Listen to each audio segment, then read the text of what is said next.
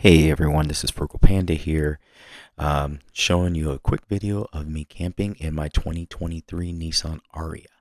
The Nissan Ariya is a full EV, CUV or EUV. I took it to my favorite place to go test out my camping builds or my camping setups, which is Lake Pueblo. I like going there before I actually go um, out into the true boondocks. Lake Pueblo was a nice day. It was probably in the 50s, I would guess. I'm doing a quick walk around the Nissan Ariya so you can see what it looks like and you can see where I'm camped at. I live in Denver or Aurora, Colorado, so it took me about an hour and a half more to get here. I charged up and everything. The range of this vehicle is 215 miles. It's all-wheel drive. Clearance is 7.3 inches, I believe. So you can see it was a beautiful day, a chilly day, and also very windy in Lake Pueblo. It always gets windy around these lakes. It's just how it is. Here's a quick walk around and what it looks like when I initially got there. So you can see the electric XP 3.0 long range is still sitting in there. You can see my actual bed platform, and that bed platform is actually out of my Nissan Kick, so it's not a true fit.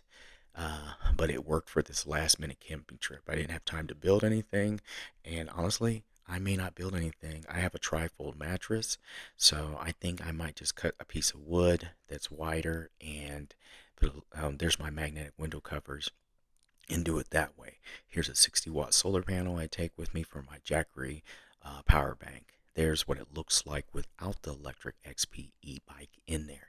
One downside to my Nissan Ariya is I did not get the windows tinted yet. With the windows tinted, those black magnetics, you would not be able to see. It would just look like a super dark tint. There's another look at it. So what I'm going to do is I'm going to stop talking. I'm going to give you my initial opinions from it. Anyway, I was comfortable last night. I watched a video by, I think his name was Bjorn, when he took one of these out and he went camping, car camping in, I believe, Sweden or Norway in it. And one of his complaints was that he couldn't keep it running. And now the European version is different.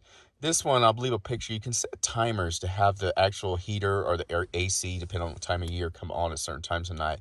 But to be honest with you, I ended up waking up when that happened, not because it's super loud or anything like that, because it started warming me up. It got a little too warm in here for me. So I ended up ultimately just getting on the remote app and turning it back off again. So that's more so I just need to lower the temperature. I think I had it at 70, but it woke me up because I got a little warm. And it only dropped to like 40 degrees or so here last night. It's still in the fall here in Colorado, and I'm in southern Colorado. So with that being said, actually, when I woke up this morning, I turned the heater on, just getting on my phone. I did not have to hop over the seat and push a button or do anything. No, you can turn just the heater on or your climate, wherever you have it set to, on from your phone, via your phone. So it's not a big deal. So with that being said, there's no problem with like winter camping in this car. You can easily do that, and you don't have. It doesn't turn the whole car on all the time or anything like that. Just your heater and stuff. Remember, this is a full EV.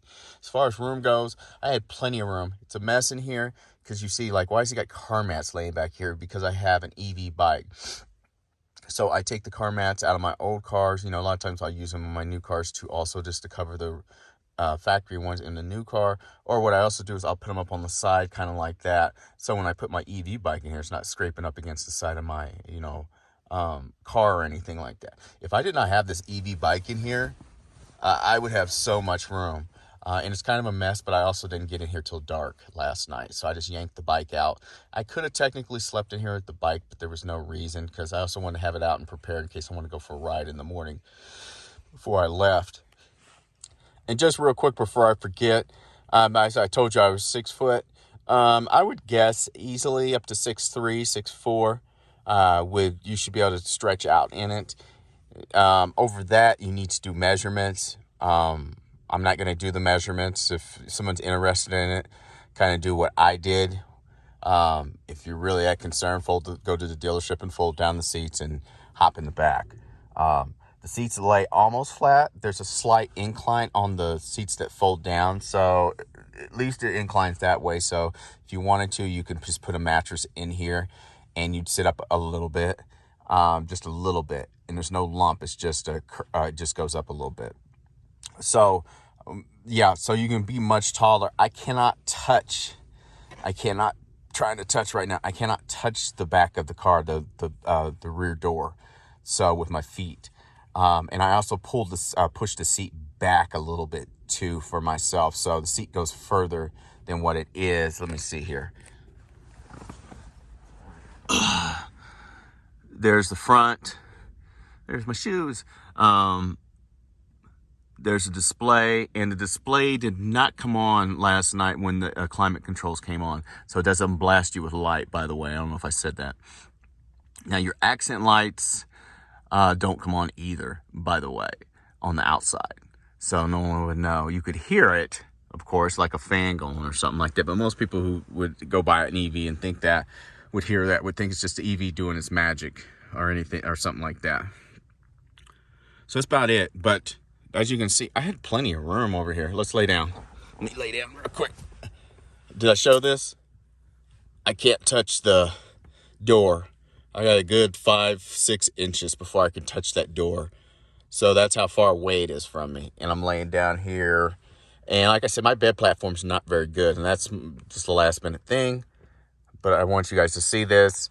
If someone's interested in car camping, like I said, you're not going to see me on picture because I'm look really rough just waking up. But like I said, this is probably the best sleep I've gotten in a car outside of my Dodge Caravan I used to have, minivan, and I built a whole bed platform for it. But this might be better just because of that climate control.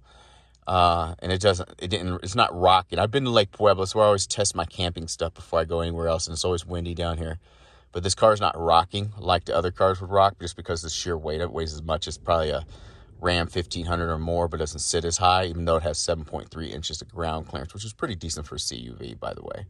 So anyway, enough of me talking. I just want to get this out there because I know someone's curious, still likes to camp but has an EV. I've been very satisfied with the range and everything.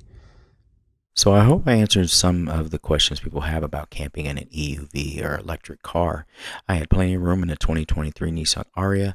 EV Go can be kind of crappy, but I got a year of it for free. I used to Electrify America as well. By next year, I'll have access to the Tesla superchargers. I will definitely be camping again in the Nissan Ariya. I want to do some winter camping too. I did a long trip in this. The range may seem short, but I got me everywhere. I went to La Junta. I drove all around everywhere. And I really liked when you did find really good chargers that it was free. Free gas. Anyway, thanks for watching, everyone. I hope this helped someone out here that had questions about this vehicle. I really like it. It's fast. It's steady. It performs really well. And thanks for watching, everyone. This is Frugal Panda out.